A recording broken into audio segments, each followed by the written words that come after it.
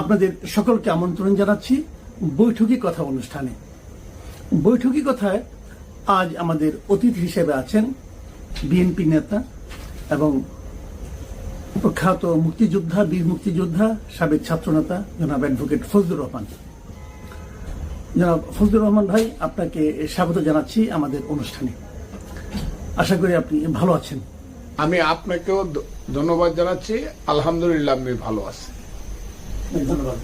আমরা দেশের যে অবস্থায় এখন আছি, এখন একটা বিশেষ পরিস্থিতি বিরাজ করছে দেশে। এটা বিশেষ বললাম এই কারণে, একদিকে মানুষের মধ্যে সামনে নির্বাচন কি হবে কি না হবে এটা নিয়ে একটা আলোচনা, বিপরীত দিকে পলিটিক্যাল পার্টিগুলির মধ্যে এক ধরনের চিন্তা, এক ধরনের প্রস্তুতি। তার বিপরীতে এই অন্তর্বর্তীকালীন সরকারের কোন উপদেষ্টাকে সরাসরি রাজনৈতিক দলের ব্যাপারে তারা সরাসরি এক ধরনের নেতিবাচক মন্তব্য করছেন। তো এই রাজনৈতিক দলের ব্যাপারে মন্তব্যগুলো অন্তর্বর্তীকালীন সরকারের যে নিরপেক্ষতা, সেই নিরপেক্ষতাকে কি আপনি মনে করেন যে কিছুটা হলেও ক্ষতিগ্রস্ত করছে? আপনাকে অসংখ্য ধন্যবাদ।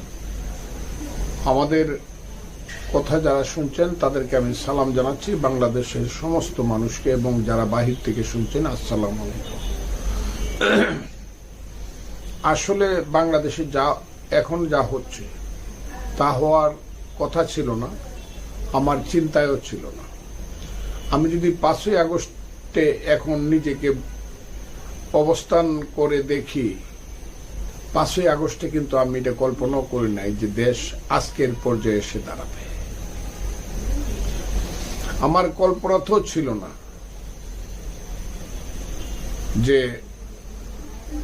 মির্জা ফখরুল ইসলাম আলমগীরের মতো একজন নিরেট ভদ্র মানুষ, শুধু রাজনৈতিক পরিচয় না, পারিবারিক পরিচয়ে, ব্যক্তিগত পরিচয়ে, যাকে সারা দেশের মানুষ জানে, তার মতো ভদ্রলোক খুব কম।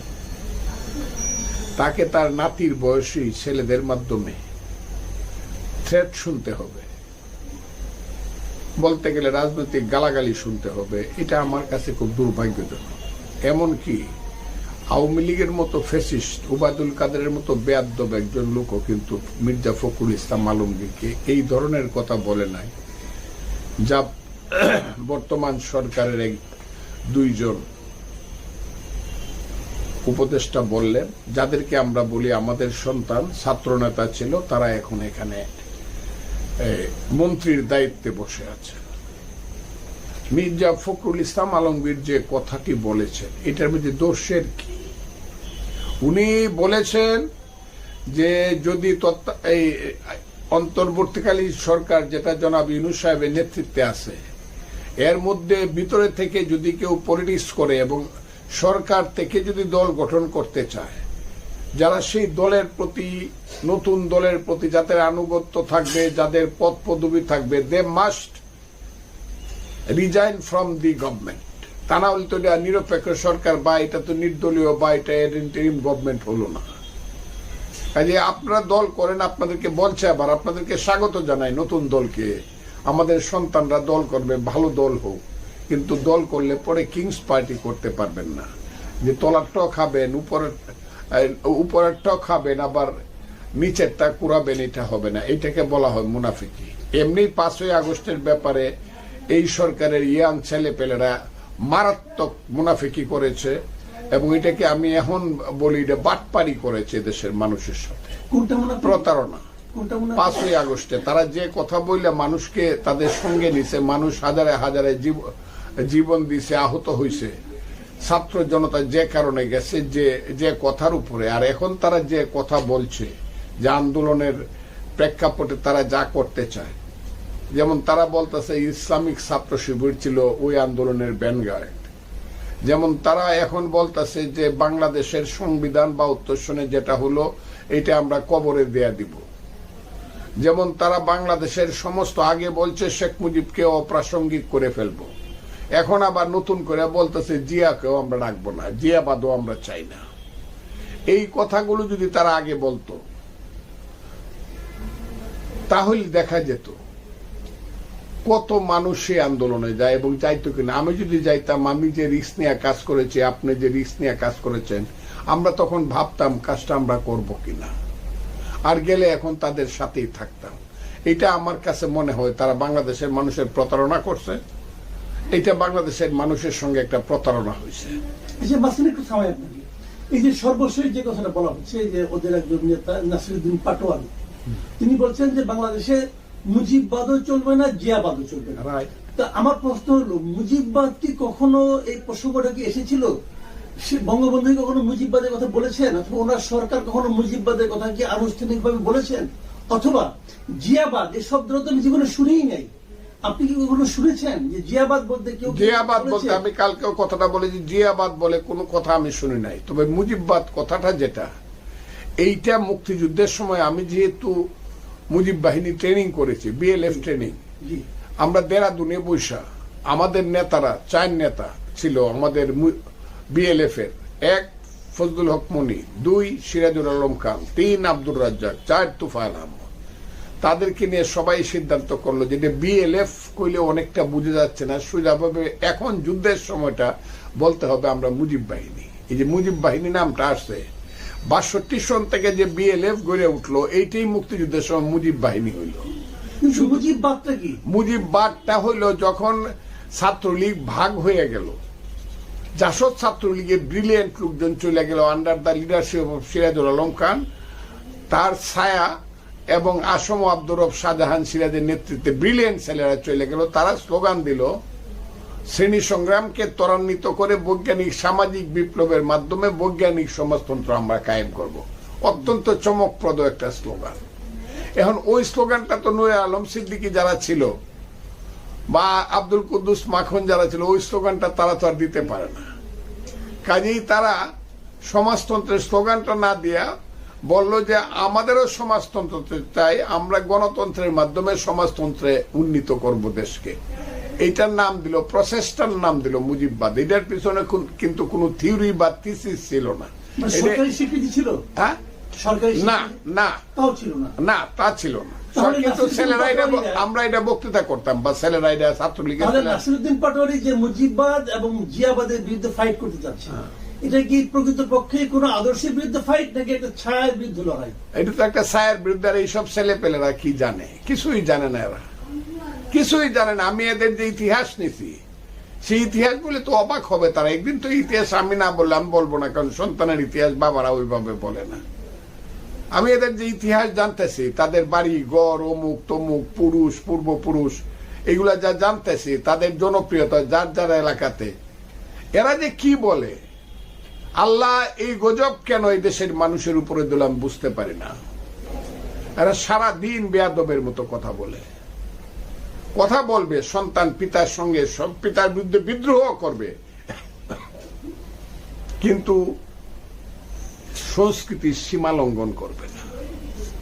তারা কিন্তু সীমা লঙ্ঘন করতেছে। আমি একটু আগেও বলছি যে ঈদের দিন আমার 1 বছরের বড় ভাই যে, তাকে আমি সালাম করি, নামাজ পড়ি সালাম করি বড় ভাইকে। বাঙালি কালচার, এটা কালচার। একজন মুরব্বী রাস্তা দিয়ে হাইটে যাইতেছে, আমার চেয়ে 10 বছর, আমি চেয়ারে বসে আছি, এমনি উঠে যাই। মুরব্বীরা দেখলেই সিগারেটটা লুকায় ফেলি। আমি সুপ্রিম কোর্টে ওকালতি করি প্রায় 50 বছরই প্রায় হয়ে গেছে। সুপ্রিম কোর্টে ওকালতি করি, জজ কোর্ট মিল্লা, টোটাল প্রায় 48 বছর হয়েছে। আমি যদি জানি আমার একদিনের সিনিয়র একজন লোক আছে, তাকে আমি স্যার ডাকি। এটা বাঙালির কালচার। এই কালচারটা এরা নষ্ট করে দিচ্ছে।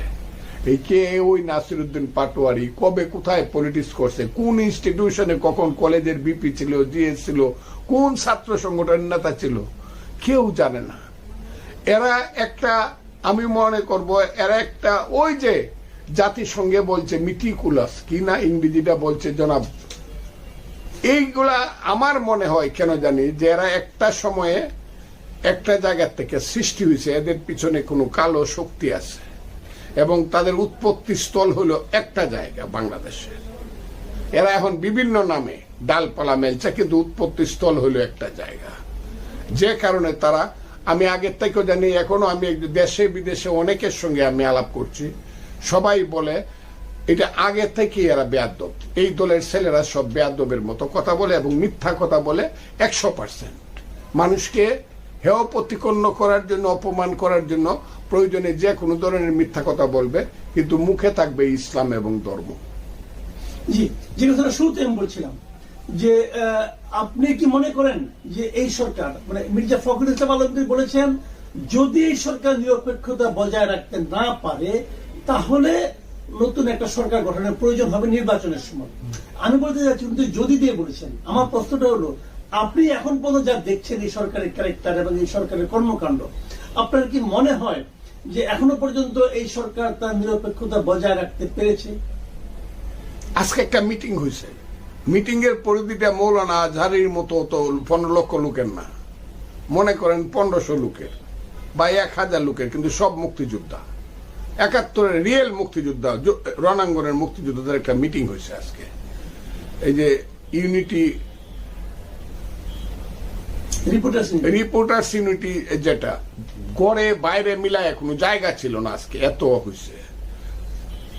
উপলক্ষটা ছিল জিয়াউর রহমানের জন্মদিনের ব্যাপার উপলক্ষ, কিন্তু বক্তৃতা করছে আমরা সব মুক্তিযোদ্ধারা, আমি, আব্দুল সালাম, সাদেক খান, উলফাত এবং বীর প্রতীক, বীর বিক্রম অনেকেই, এবং প্রধান অতিথি ছিলেন মেজর হাফিজ উদ্দিন আহমদ, বীর বিক্রম, উনিও বীর বিক্রম।